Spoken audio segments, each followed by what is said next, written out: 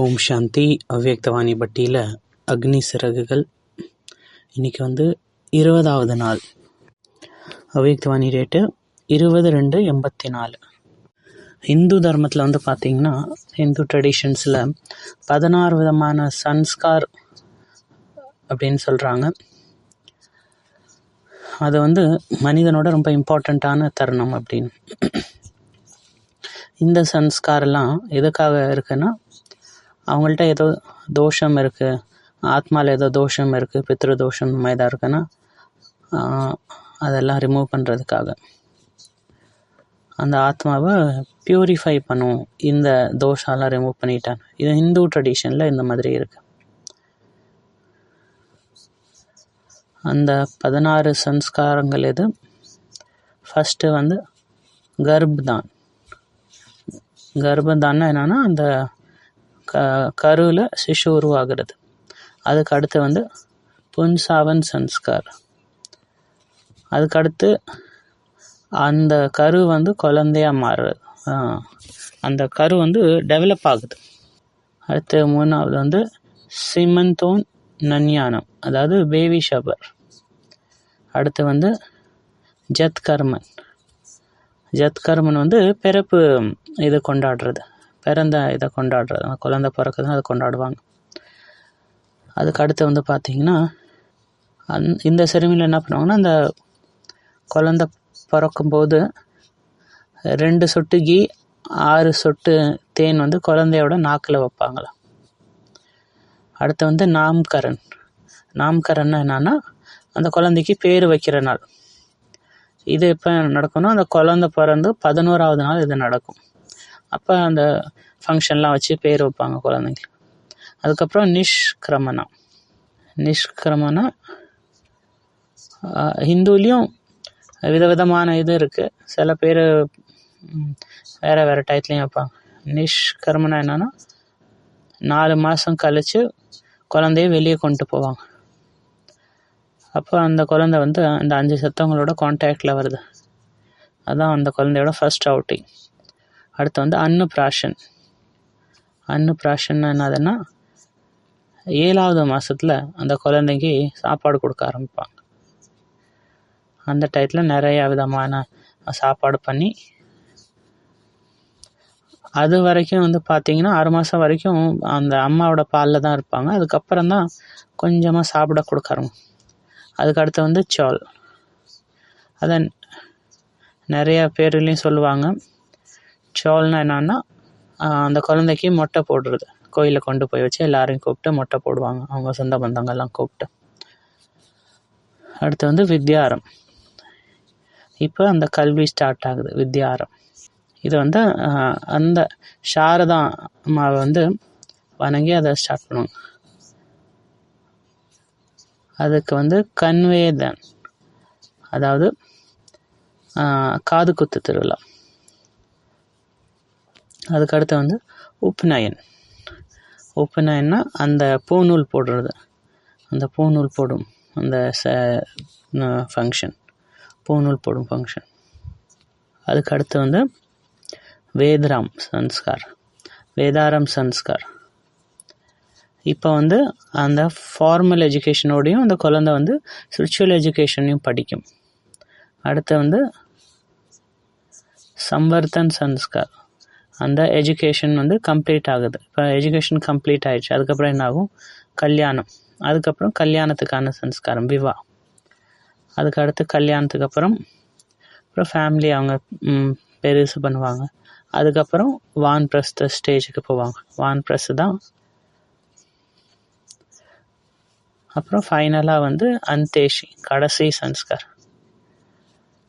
அப்போ இதில் சில இது பிறப்புக்கு முன்னாடி நடக்குது, சில இது வாழும்போது பண்ணுறாங்க, சில இது இறந்ததுக்கப்புறம் பண்ணுறாங்க. இதெல்லாம் தான் அவங்க லைஃப்பில் ரொம்ப இம்பார்ட்டண்ட்டான மூமெண்ட்ஸ். இன்றைக்கி முரளியில் 20 February 1984 பாபா நிறையா விதமான மூமெண்ட்ஸ் பற்றி சொல்கிறாரு. நம்ம முரளியை இந்த ஃபார்மில் நம்ம ஞாபகம் வச்சுக்கலாம். ஃபஸ்ட்டு கர்ப்பதானம். ரொம்ப உயர்ந்த நேரம் எதுனா சமயம் எதுனா எப்போ நீங்கள் வந்து என்னுடைய பாபான்னு சொல்ல ஆரம்பிச்சிங்களோ, அதாவது ஆத்மாவை விழிப்புணர்வு செய்ய வச்சிங்க, உங்கள் பாக்கியத்தை ஓப்பன் பண்ண வச்சிங்க. அடுத்து புன்சவன். ஸோ புன்சவன்னா அது எதுக்காக பண்ணுவாங்கன்னா, எனக்கு ஆண் குழந்தை வேணும் அப்படின்னு சொல்லி அப்படின்னு பொதுவாக உலகத்தில் அப்படி பண்ணுவாங்க. ஆனால் இங்கே பாபா என்ன சொல்கிறாரு, ஆத்மா வந்து ஆண் தான். புன்சவன் வந்து அந்த ஃபீட்டல் டெவலப்மெண்ட் கரு வளர்ச்சிக்காகவே அதை பண்ணுவாங்க. ஸோ அப்போ பாபாட்ட கிடைக்கிற பிராப்தி மூலியமாக இந்த ஆத்மா வந்து வளர ஆரம்பிக்குது, ஆத்மாவுக்கு பாலனை கிடைக்குது. அடுத்து வந்து ஜத்கர்மன். இப்போ தேர்ட் வந்து சிமந்தோவன், பேபி ஷவர். அதாவது அப்போ வந்து அம்மாவை குளிப்பாட்டாங்க, ஆனால் நம்ம அம்மாவுக்கு அந்த இது தேவையில்லை, ஏன்னா சுப்ரீம் சிவன் இல்லையா. இப்போ ஜத்கர்மனில் என்ன பண்ணுவாங்க, 2 சொட்டு கீ 6 சொட்டு ஹனி, அப்போ தான் வந்து அந்த ஆத்மா ரெடி ஆக ஆரம்பிக்குது. இந்த தேன் நெய்யெல்லாம் கோல்டில் வைப்பாங்க, கோல்டு பிளேட்டில் வச்சு அந்த குழந்தை கொடுப்பாங்க. ஸோ அப்போ நம்ம புத்தி அந்த மாதிரி தங்கமாக மாற்றும் போது ஞானத்தை அப்சர்வ் பண்ண முடியும். அடுத்து வந்து அப்போ வந்து 3வது கண்ணு திறக்குது, நம்ம தந்தையை புரிஞ்சுக்கிறோம். அடுத்து வந்து நாம்கரன். அந்த 11வது நாளில் குழந்தைக்கு பேர் வைப்பாங்க. அந்த 10 நாளும், அந்த 10 நாள் வரைக்கும் வேறு எதுவும் கொண்டாட மாட்டாங்க. நம்மளும் பிறக்கும்போது நமக்கு உடனே பிகேன்னு சொல்லிடல. நம்ம 7 டே கோர்ஸ் முடித்தோம், அப்போ நம்மளை யாரும் பிகேன்னு சொல்ல, பிகேன்னு உடனே சொல்லலை. ஸோ அந்த 7 டேஸ் முடித்ததுக்கப்புறம் அதை நம்ம டீப்பாக ரியலைஸ் பண்ணும்போது, நான் அந்த தந்தையுடன் அப்படின்னு ரியலைஸ் பண்ணும்போது சில வித்தியாசமான விஷயங்கள் நடக்க ஆரம்பிச்சது, சில இது மாற்றங்கள் வந்தது. அந்த 7 நாளில் நிறைய மாற்றங்கள் வந்தது. ஏதோ நம்ம பிரச்சனை இருந்ததுன்னா நம்ம தனிமையானோம், நம்ம ஸ்டேபிள் ஆனோம். ஸோ அப்போ நம்ம ரியலைஸ் பண்ண ஆரம்பிக்கிறோம், நம்ம அந்த பரமாத்மாவுடைய குழந்தை.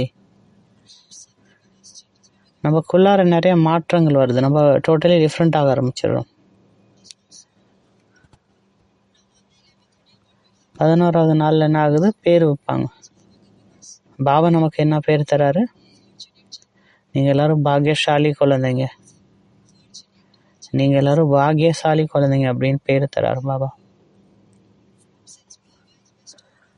அடுத்து வந்து அவர் வரதானன் வள்ளல் இல்லையா, அப்போ நம்ம பேர் என்ன, மாஸ்டர் வள்ளல். அவர் அமைதி கடல் இல்லையா, நம்ம பேர் என்னது, மாஸ்டர் அமைதி கடல். மாஸ்டர் வந்து நம்மளோட சர்நேம். அடுத்து பாபா என்ன சொல்கிறாருன்னா,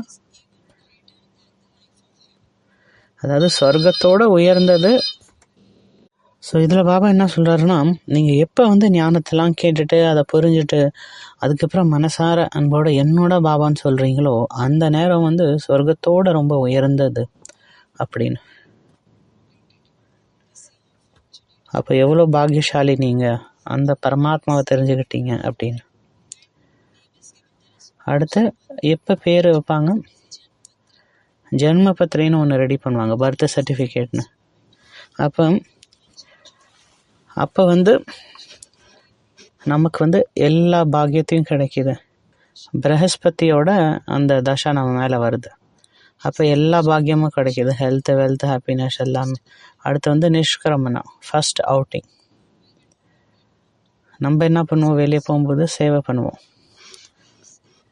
இப்போ பாபா கேட்குறாரு, பாபாவோட வாழ்க்கை என்னான்னு தெரியுமா, உலக நன்மை பண்ணுறது தான் பாப்தாதாவுடைய வாழ்க்கை, விஸ்வ கல்யாணம் தான் பாபாவுடைய வாழ்க்கை. அப்போ நம்மளோட ஃபஸ்ட் அவுட்டிங் என்னன்னா, நமக்கு வந்து ஃபஸ்ட்டு வாட்டி நம்ம சேவை பண்ணும்போது நமக்கு எப்படி இருந்தது, அந்த ஃபீலிங் எப்படி இருந்தது, அப்போ அந்த டைம் என்னோடய ஏஜ் என்ன இருந்தது, அந்த ஃபீலிங், அந்த குஷி, அந்த நஷா ஃபீல் பண்ணுங்கள். ஏன் நம்ம சேவைக்கு போகணும்? ஏன்னா இன்றைக்கி உலகத்தில் ஆத்மாக்கள் 2 விஷயம் தேவை, உண்மையான சந்தோஷம், உண்மையான அமைதி. அப்போ நம்ம மாஸ்டர் அமைதி கடல், அப்போ எல்லா பிராப்தியும் நம்மள்ட்ட இருக்கிறனால நம்ம அவங்களுக்கு இதை கொடுக்கணும். அடுத்து அன்பிராஷன்னா முதலாக சாப்பிடக்கூடிய சாப்பாடு அந்த குழந்தைக்கு. அப்போ அந்த ஆத்மாவுடைய சாப்பாடு என்னது? முரளி தான் ஆத்மாவுடைய சாப்பாடு. ஆனால் இப்போ நம்ம முரளியை எவ்வளோ டீப்பாக புரிஞ்சுக்கிறோம், நம்ம முரளியை படிக்கிற விதம் சேஞ்ச் ஆக ஆரம்பிக்குது. முரளியில் எவ்வளோ ஆழமாக போகிறோமோ, எவ்வளோக்கு எவ்வளோ யோகா அதிகமாக இருக்கும், அது நம்ம அண்டர்ஸ்டாண்டிங்கை சேஞ்ச் பண்ண ஆரம்பிக்குது. ஸோ அதனால தான் கொஞ்ச நாள் முன்னாடி கூட பாபா சொன்னார், ஒரு முரளி எப்படி படிக்கிறதுன்னு பாபா ஒரு முரளி எடுத்தார். உங்கள் அந்த ஆத்மாபிமானிங்கிற அந்த சௌமானில் இருந்து முரளி படிங்க. இப்போ கூட இங்கே 10 நிமிஷம் ஆயிடுச்சு இந்த முரளி கிளாஸ் கேட்டுட்ருக்கீங்க. அப்போ நான் எந்த ஸ்தித்தியில், எந்த சௌமானில் இருந்து, எவ்வளோ ஆத்மாபிமானி ஸ்தித்தியில் இருந்து இந்த முரளி கேட்டேன். இதுதான் அந்த மூமெண்ட். மறுபடியும் என்னுடைய அந்த ஆத்மாபிமானி ஸ்திதிக்கு வருது. அந்த ஆத்மாபிமானி ஸ்திதியில் இருந்து நம்ம கேட்குறது. அடுத்து அன்பிராஷன்னா நீங்கள் அன்னபூர்ணாவாக ஆகணும். அன்னபூர்ணா யார்? எல்லாரோடைய சாப்பாடை பூர்த்தி செய்யக்கூடியவங்க. அப்போ நம்ம அந்த மாதிரி ஆகணும். நீங்கள் எல்லா பொக்கிஷத்தின் கஜானாவாகணும். நீங்கள் தான் எல்லாரையும் நிரப்பணும். நம்ம தான் எல்லா ஆத்மாக்களுக்கும் ஞானங்கிற அந்த சாப்பாடு கொடுக்கணும். பாபாட்ட எதெல்லாம் கிடைக்குதோ அது ஆத்மாக்களுக்கு நம்ம கொடுக்கணும். நம்ம தான் ஆத்மாக்களை சந்தோஷத்தால் நிரப்பணும், அமைதியால் நிரப்பணும். அவங்களுக்கு எது பசியாக இருக்கோ அந்த சாப்பாடு நம்ம கொடுக்கணும். ஆனால் இதில் பாபா ஒரு விஷயம் ஆட் பண்ணுறாரு, உண்மையான சந்தோஷம், உண்மையான அமைதி. அடுத்து முடி வெட்டுறது, மொட்டை போடுறது. ஸோ ஃபஸ்ட்டு நம்ம நல்ல தேர்வு புருஷார்த்தியாக இருக்கும். அதுக்கப்புறம் கொஞ்சம் அப்படியே மாயா கிட்ட வர ஆரம்பிக்கிறோம். அப்போ ஹேர் கட்னா என்னது? அந்த மாயாவோட ட்ராப் எல்லாத்தையும் கட் பண்ணுங்கள். எது என்னை தீவிர புருஷார்த்தி ஆகுது தடுக்குது? தள்ளி போடுறதா, அலசல்வேலா பண்ணா, சோம்பேறித்தனமா, அட்டாச்மெண்ட்டா, பற்றா, இல்லை ஏதோ ஒரு விஷயத்து மேலே பற்று இருக்குது, அது எல்லாத்தையும் செக் பண்ணுங்கள். உங்களை செக் பண்ணி சேஞ்ச் பண்ணிகிட்டே இருங்க. எதெல்லாம் உங்களை ஸ்டாப் பண்ணுதோ அதை கட் பண்ணி தூக்கி போட்டுருங்க. பாபாவோட அன்புக்கு நடுப்புற எதெல்லாம் வருதோ அது எல்லாத்தையும் கட் பண்ணிடுங்க. உங்களுக்கும் பாபாவுக்கும் நடுப்புற எதெல்லாம் வருதோ அது எல்லாத்தையும் கட் பண்ணிடுங்க. அது மாயா, அதை கட் பண்ணிடுங்க. அங்கே உடனே அதை கட் பண்ணிடுங்க. அடுத்து வித்யாரம். இங்கே தான் எஜுகேஷனோட பிகினிங்.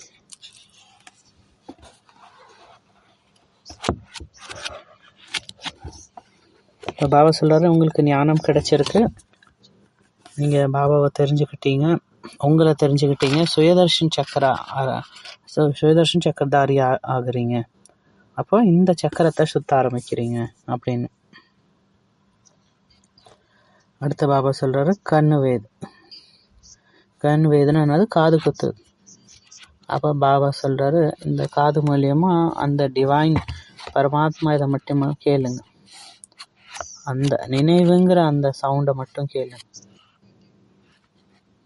அந்த உயர்ந்த ஸ்திதியை உருவாக்கக்கூடிய விஷயத்தை மட்டும் கேளுங்க. பாபா நம்மளை பார்த்து சொல்கிறார், ஆஹா என்னுடைய சிரேஷ்டமான குழந்தைங்களே ஆஹா அப்படின்னு, ஆஹா என்னோட பாக்கியசாலி குழந்தைங்களே ஆஹா அப்படின்னு. அப்போ தந்தை சிவபாபா சொல்கிறாரு, நீங்கள் எல்லா ஆஸ்திக்கும் அதிகாரி ஆயிட்டீங்க.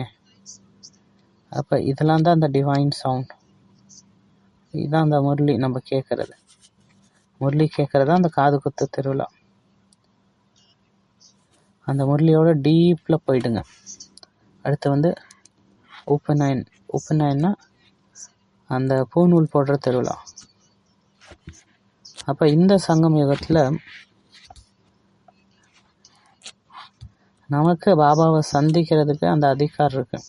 ரொம்ப பவர்ஃபுல்லான இந்த சங்கம யுகத்தில் நம்ம தான் அந்த அனுபவம் பண்ணுறோம். பாபா என்னுடையவர், அவரை கூட சந்திக்கிறது, அவரு கூட இருக்கிறதுக்கான அந்த அதிகாரம் நமக்கு கிடைச்சிருக்கு. அது எப்போ நடக்கும்னா, இப்போ நம்ம தூய்மையாக இருக்கும்போது. தூய்மைங்கிற அந்த த்ரெட், அந்த பூணூல் இருக்கணும். அதுதான் நான் பாபா கூட கனெக்ட் ஆக முடியும். பாபாட்டேருந்து எல்லா விஷயத்தையும் அடைய முடியும், என்னுடைய ஆஸ்தியை அடைய முடியும். அடுத்து வேதாரம் சன்ஸ்கார்னு,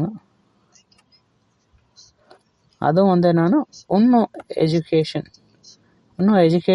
டீப்பாக போகணும், இன்னும் முன்னாடி போயிட்டே இருக்கணும்.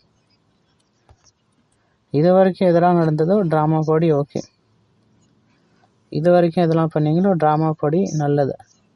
இப்போ நீங்கள் முன்னாடி போகணும். அடுத்த பாபா என்ன சொல்கிறாருன்னா, ஒரு பழமொழி இருக்கான். அதாவது யாரோ ஒருத்தவங்க நைட்டுக்கு வீட்டை மறந்துட்டாங்க, ஆனால் காலையில் வீட்டுக்கு வந்துட்டாங்கன்னா அவங்க அவங்க வீட்டை மறந்துட்டாங்கன்னு சொல்ல முடியாது. இந்த மாதிரி நீங்கள் மறுபடியும் அந்த விழிப்புணர்வு அடையலாம். Past is past. பாபா அவங்கள 3 வாட்டி மன்னிக்கிறாங்க. ஸோ ஓகே, முடிஞ்சது. பாஸ்ட் இஸ் பாஸ்ட், அதை விட்டுருங்க. மறுபடியும் அந்த பச்சாத்தாபத்திலே டைம் வேஸ்ட் பண்ணிட்டு இருக்காங்க. ஏன்னா பச்சாத்தாபம் கூட ஒரு லீக்கேஜ் தான். ஸோ பாபா மறுபடியும் நம்மளை கூப்பிடுறாரு. இதுதான் அந்த மூமெண்ட். திரும்பி வந்துடுங்க. ஏன்னா பாபா என்ன சொல்கிறாருன்னா, இது வரைக்கும் எதெல்லாம் பண்ணீங்களோ ட்ராமா படி அதுவும் நல்லது. இப்போ அதெல்லாம் மறந்துட்டு முன்னாடி போங்க. இப்போ முன்னேற்றத்துக்கு வாங்க, ப்ராக்ரெஸ் பண்ணுங்க. அடுத்து கம்ப்ளீஷன் ஆஃப் எஜுகேஷன். அப்போ இந்த படிப்பு முடியும் போது பாபா நமக்கு வெற்றி திலகம் தராரு, நமக்கு லோட்டஸ் தராரு, பேட்ச் தராரு. எதுக்கு? அடுத்து கல்யாணம். நம்ம சிவபாபாவோட நம்ம கல்யாணம் நடக்குது. அவர் தான் நம்மளுடைய உண்மையான லைஃப் பார்ட்னர். அப்போ நம்மளுடைய கடமை என்னது? நம்மளோட கடமை என்னது? அன்பு தான். ஒரு பாபா கூடவே எல்லா அன்பு இருக்கணும். பாபாவோட ரெஸ்பான்சிபிலிட்டி என்ன எதுவோ அதான் என்னோடதும். ஏன்னா கல்யாணம்னா 2 பேரும் ஈக்குவலாக ஷேர் பண்ணிக்கணும். அப்போ பாபாவோடைய ஜிம்மைதாரி என்னது? விஸ்வ கல்யாண். அப்போ நானும் விஸ்வ கல்யாணத்தில் தான் இருக்கணும். அப்போ தான் நானும் பாபா life partner, half partner, equal பார்ட்னராக இருக்க முடியும். அப்போ நான் என்னோட பொறுப்பை நான் ரொம்ப சீரியஸாக பண்ணணும். நமக்கு அந்த எண்ணம் ஓடிக்கிட்டே இருக்கணும். நம்ம எல்லாரும் ஒருத்தவங்க சேவை பண்ணோம் அப்படிங்கிற அந்த சங்கல்பம் ஓடிட்டுருக்கணும். இப்போ கல்யாணம் நடந்துருச்சு, நம்ம உலக சேவை பண்ணிட்டோம், அதுக்கப்புறம் என்னது? ரிட்டையர்மெண்ட். அடுத்து பாபா சொல்கிறாரு, எல்லா சுமையிலேருந்து நீங்கள் வெளியே வந்துடுங்க. எப்படின்னா, பாபா எல்லாமே உங்களுடையது அப்படின்னு. எதெல்லாம் என்னோடதோ அதெல்லாம் உங்களோடது பாபா அப்படின்னு.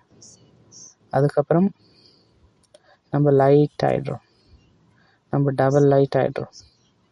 அதுக்கப்புறம் நம்மளுக்கு ஒரு ஃபரிஷ்தாவாகி பறக்க ஆரம்பிக்கிறோம். அதுதான் நம்மளுடைய கடைசி ஸ்டேஜ். பழையதெல்லாம் இறந்துருச்சு, இப்போ நம்ம ஃபரிஷ்தாகி பறந்துட்டுருக்கோம். அதுதான் நம்மளுடைய புது ஃபரிஷ்தா. அதுக்கப்புறம் அங்கேருந்து நம்ம பரந்தாமத்துக்கு போகணும். அதுக்கப்புறம் புது உலகத்துக்கு போகணும், புது சன்ஸ்காரங்கள்.